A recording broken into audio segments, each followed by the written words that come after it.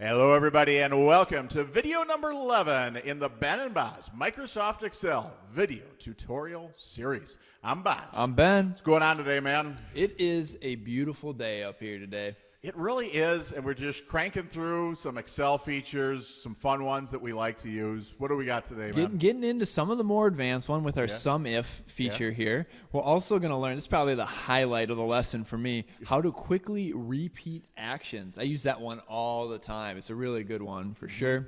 But open new workbooks, open a formatting window, and then learn how to paste values instead of formulas. Yep, so looking kind of specifically on where you would find these things, the SUMIF is going to be one of those formulas that we type in. We've got the hotkeys for inserting the new worksheet, paste special values using the control. So a lot of different things that we're doing in this one. Repeat last action, that's the one that Ben has talked about, kind of a lifesaver, that F4, and then last little control feature. But just so much variety we have just looking at that today. It should be a good one, and our template is actually going to be a statement of cash flows. And this would be like a draft, kind of a working document that you'd use to figure it out, and then ultimately we're going to move it on to a new sheet to get something that we would actually present to a manager without getting yelled at for not having appropriate information on here. Exactly. Boz was smart enough to actually go through and do a lot of calculating the changes and grouping the sections into operating, investing, financing, and dropping it into our original format. But what we're going to do first is use SUMIF to verify if we add up all of these operating areas here, does that equal the total cash flow from operating section that we had of 4,450? Just as a quick little check, make sure if we designated something as operating section, it actually ended up in the operating section on our statement of cash flows. Yeah, I oftentimes like to say where I was when I learned these things. SUMIFs, I learned that one down in Phoenix, Arizona back in the year, wow, this must have been 1996 or 7 is when I learned SUMIFs, and this was before we used pivot tables a lot, so this saved a monster amount of time back in the day. All right, yeah, now that we use pivot tables more often, SUMIF isn't quite as popular, but it is still useful in situations like this. I used it recently. I used it last week. So we're just going to go down to the operating cell here, and right next to it, I'll do equals and start typing in sum. And you see there's a few different, just regular sum, SUMIF, and some ifs. We're just going to do SUMIF, only one criteria in that case. And so what we're saying here is in this range, I'll just highlight it this way, in this range, and I'll lock it down using F4 because I'm going to drag this formula later. In this range, we want to look up the criteria of operating. The second argument is criteria, and I want to see anywhere it says operating. So that's why I click on the operating for that one, and I want that one to move, so I'm not going to lock it down. And then the sum range, this is the most important part. You're telling Excel, okay, if it says operating in this blue area, we want you to sum whatever is included in this area right next to it. That would be the actual change amount. So lock that one. Did you lock that down to F4? Yep. All right. Use F4 to lock that one down. I'll close the parentheses for Boz here because he likes that and makes him sleep better at night. Appreciate it, sir. And then hit enter, and you can see the total of the operating is 4,450. And look at that. The total from operating is 4,450. Yep. So whenever you have a big set of data and you want to create some sum, based on certain inputs, you could.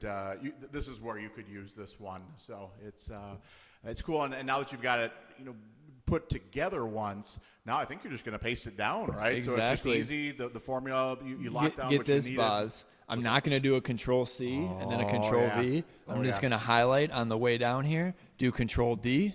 And look at that. Man, that's so impressive. Thank you, man. I appreciate you implementing right away. That.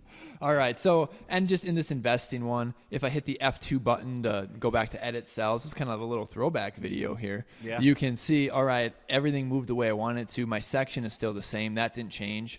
I'm looking at the investing, which is good. I wanted that. And then the sum range didn't change either. The most common errors would have been that one of those areas that we locked down either in column E or in column D, if you had not locked those down, it would have changed kind of the range, and we would not have got all the information we need. There we go. And so investing negative 1,800 equals investing here. Financing of 300 equals financing here. That makes me think, Boz, when you put together the statement of cash flows, you did a pretty good job, and we're ready to move on to putting this in kind of presentation format. I think so. Just go to the total, I suppose, just to verify it. If you just went to cell F19 and just do an alt equals on cell F19 as well, and then we're going to get a total change in cash of that $29.50, and that's going to then agree, right over there with N18. Look at that. It's all set. Yes, definitely. I think it's time for a new shortcut. I'm excited. Which one is this going to be? All now? right. So we don't want to get rid of all this background information necessarily, because that shows us how we created it. But instead, what we're going to do is create a new worksheet to paste all of this in here. And so I could just go down and click the plus button to create a new sheet, or I could use the shortcut, which is actually a little bit of a long one, but it's still not too bad. So it's going to be Alt plus Shift plus F1. Hold all three of those together, and boom, sheet 3, it showed up. We have a new worksheet. What's that, an Alt-Shift and an F1? Is that what you said? Alt-Shift and F1, hold them all together. And that's one of those that if you don't create worksheets very often, not a critical one to remember. But if you're doing it a lot, then you'll save some time as compared to hitting that plus. There you go. So I'm just going to double-click on the name there, so that lets me change it. We'll call this one Final Statement of Cash Flows, something like that. So it's there. Beautiful. All right. Next one, step 2, we don't have anything in there. We got to bring over all of our data. So I'm going to go through here and do a little Control-C action going on. Go back to this statement of cash flows, click in cell A1, and Control-V. Everything broke. It's not going to work. Yeah, so Ben did a Control-C, Control-V. So now if you just went into one of those right there, F1 as an example, you can see what it's trying to do is link to a similar area in this individual worksheet as was in the template worksheet. And well, it's just not there. Stuff is not in the same place. Yep, so if I go to my template and I see net income, that one is linked down here. And so Excel is trying to go back and link that in this new worksheet, and we don't have anything, right? It's not there. It doesn't exist. It's trying to link like 8 or 10 cells to the left, and you're in cell F. There is no 8 or 10 cells to the left right there. All right, so I'm going to go ahead and undo that. And let me go back just to make sure I still have everything highlighted, or it's alive, you might say. And so now my final statement of cash flows. Boz, how do you want me to paste it so I don't have that issue? What I normally do is I just paste values special, like a values only is what I'm going to be trying to do. And I usually get there. I don't know if you hotkey this. I usually still just do a right click on that one. This is probably one of the areas where I'm slow.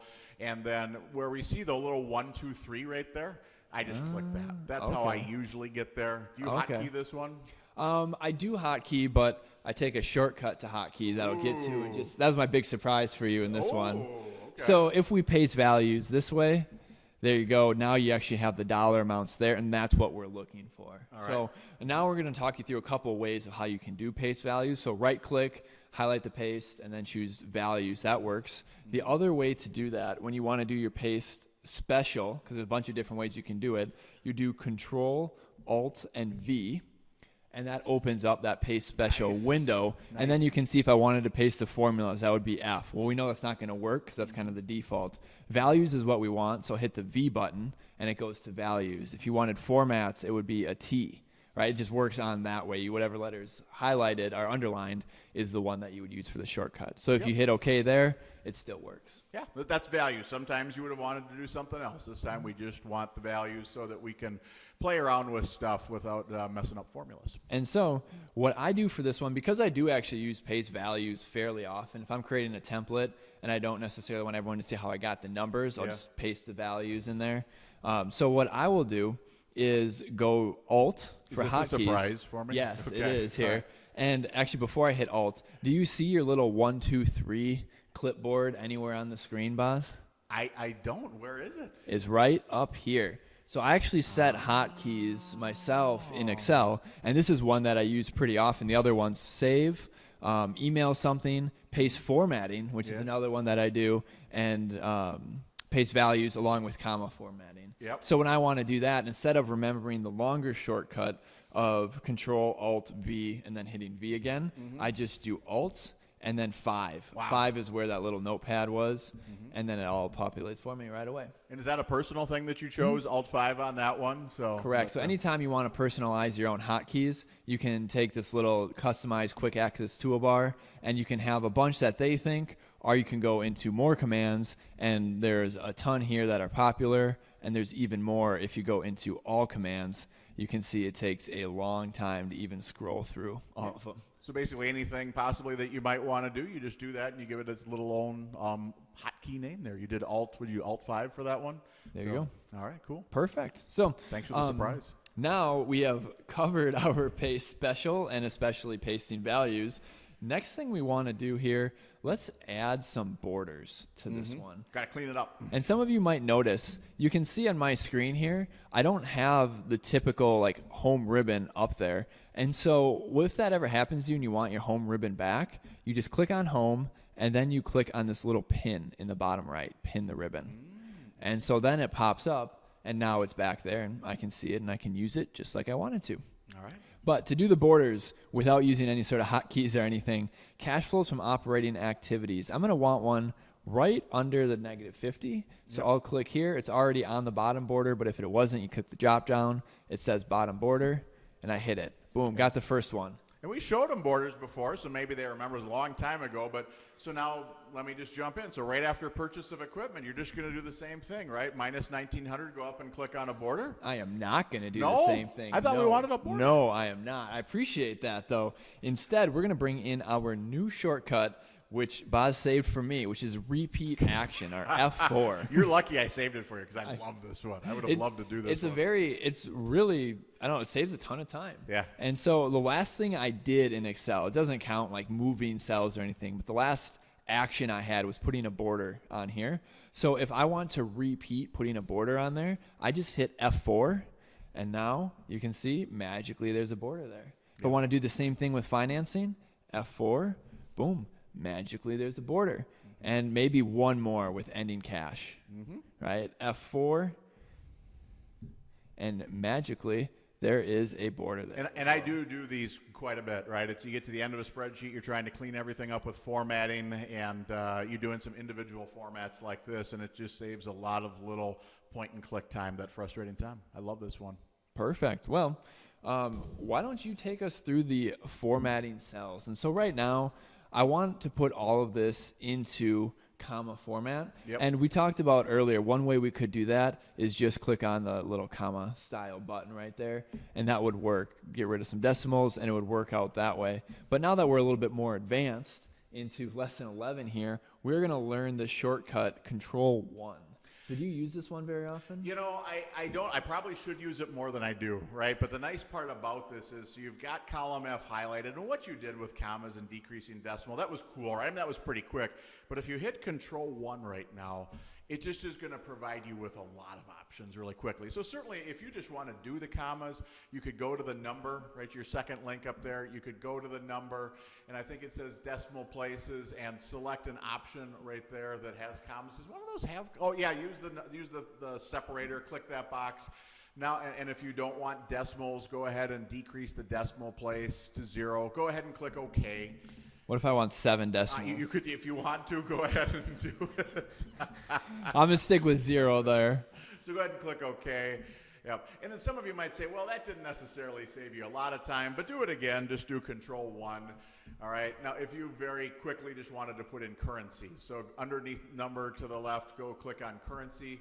As an example, yeah, now you can put in a $sign really quick. You can add a couple decimals really quick. So really, however you need to format this thing, if it's dates, if it's percentages, whatever you want, it's just the area that you can access formatting all at once through the Control-1.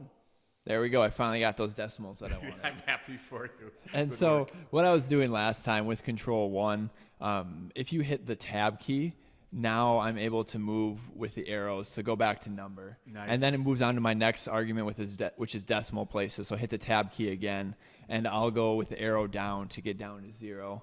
And then use 1,000 separate. It's already there, so I just leave that one. And then I tab again, and it's down in OK, so I just hit Enter. I like that one too, because you go Control-1 once again, just pop back into it. You can see it gives you options. It's like, do you want the negatives if it's red numbers or black numbers? People have formatting preferences sometimes, right? So it's just all right there that you can do it if you want to make some adjustments. If all you need is a simple comma, yeah, you could have done what we did before, right? But if you want more options, here's a great place to find them. Hey, now that you're in such an advanced stage, it's better to learn different ways to do things, and then you start to pick your preferences, and based on whatever jobs or career you're involved in, you'll use what works for you. Absolutely. All right, Boz, Let's make sure we covered it. We did a little SUMIF action. Yeah. Make sure that works out. Inserting a new worksheet, pasting special values about 6 different ways I think we covered. We did. Repeating the last action using F4 and opening the format cells window. I think we ran through it all. I think we did it all. So everyone, thanks for tuning in to Lesson 11. We're going to be back next time. We're getting into our final lesson, Lesson 12. I sometimes like to put a little teaser. We've got if statements coming in Lesson 12, Ben. Can't wait. We'll talk to you next time, everyone.